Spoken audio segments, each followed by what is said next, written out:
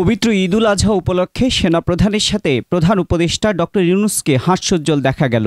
চিরচেনা গালভরা হাসিতে দেখা গেল প্রফেসর ইউনূসকে। যদিও ৭ জুন ২০২৫ ঈদের নামাজের পুরো সময় মাস্ক পরিহিত ছিলেন। সেনাপ্রধান ওয়াকারুজ্জামান তার প্রতিটা কর্মে উদারতা ও দক্ষতার প্রমাণ রেখে চলেছেন। তারই ধারাবাহিকতায় ৭ জুন ২০২৫ ঈদের নামাজ পড়ে আর দেরি করলেন না, প্রধান উপদেষ্টার সাথে দেখা করতে যমুনায় চলে আসলেন সেনাপ্রধান ওয়াকার। সাথে নিয়ে আসলেন তার স্ত্রীকেও। গত ৫ আগস্ট থেকে দেশের মানুষের কাছে সেনাপ্রধান ওয়াকারুজ্জামান একটা আশীর্বাদের নাম। তার গুরুত্বপূর্ণ ভূমিকার কারণে দেশ এখনো রাজনীতি শূন্য হয়নি। অনাকাঙ্ক্ষিত কোনো ঘটনা না ঘটলে নির্লোভ ওয়াকারের আমলে দেশ রাজনীতি শূন্য হওয়ার কোনো সম্ভাবনা নেই বলেও প্রত্যাশা দেশবাসীর। সেনাপ্রধান জেনারেল ওয়াকারুজ্জামানের স্ত্রীর নাম বেগম শাহনাজ কমলিকা রহমান। শাহনাজও বেশ হাস্যোজ্জ্বল ছিলেন ইউনূসের সামনে। তিনি প্রয়াত সেনাপ্রধান জেনারেল মোহাম্মদ মুস্তাফিজুর রহমানের জ্যেষ্ঠ কন্যা, যিনি ১৯৯৭ সাল থেকে ২০০০ সাল পর্যন্ত দায়িত্ব পালন করেছিলেন। পারিবারিক সম্পর্কের দিক থেকে বেগম শাহনাজ কমলিকা শেখ হাসিনার ফুফাতো বোন, ফলে জেনারেল ওয়াকারুজ্জামান শেখ হাসিনার ফুফাতো বোনের জামাতা। ওয়াকার শাহনাজ দম্পতির 2 কন্যা সন্তান রয়েছেন। তাদের নাম সামিহা রাইসা জামান এবং